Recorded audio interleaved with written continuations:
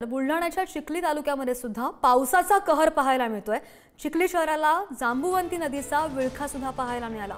अतिवृष्टीमुळे चिखली शहरासह तालुक्यामध्ये मोठी वित्तहानी झाली आहे आणि घरांमध्ये पाणी शिरलं, अन्य धान्य सुद्धा वाहून गेलेलं आहे।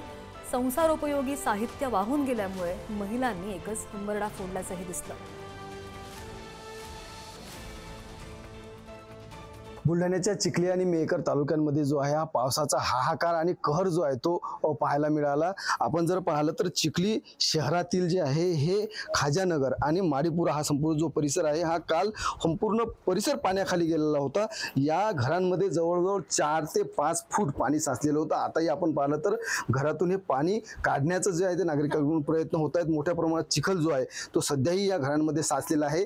पुराच्या पाण्यामुळे जे आहे हे नागरिकांच्या घरातील जीवनावश्यक वस्तू असतील त्याचबरोबर अन्नधान्य हे पुराच्या पाण्यामध्ये वाहून गेलेलं आहे आणि मोठ्या प्रमाणात वित्तहानी जी आहे ती या चिखली आणि मेहकर तालुक्यामध्ये झालेली आहे। खरं तर जांबुवती नदीला जो पूर आला होता या पुराचं पाणी जे आहे हे संपूर्ण या घरामध्ये शिरलं होतं आणि त्यामुळे मोठं नुकसान जे आहे ते झालेलं आहे।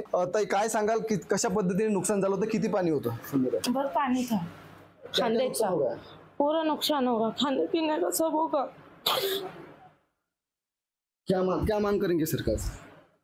बस भरपाई करके दो, हमारा दूल्हा कमाने वाला नहीं है, बीमार है। तो काय सांगाल तुमचं काय काय नुकसान झालं है? बहुत नुकसान हुआ है, बताने को कुछ ऐसा कुछ ऑप्शन नहीं हमारे पे। कहता वो जो बीता हमारे को मालूम है क्या हुआ क्या नहीं। तेते पानी में बच्चों को लेके भागो कि जानवर को लेके भागो, हमारी जान बचाना कि जानवर की जान बचाना। 4-5 बकरे बह के चल गए, 2-3 जानवर मर गए, मुर्गियां मर गए। क्या करेंगे गरीब लोग? अब हाथ मजूरी वाले, हमको हार्ट का प्रॉब्लम है, जानवर पे गुजारा होता था, अब उस पे भी कैसा भी चल रहा था, जानवर भी चल गए, क्या करेंगे हम? संदीप वानकडे, पुढारी न्यूज, चिखली, बुलढाणा।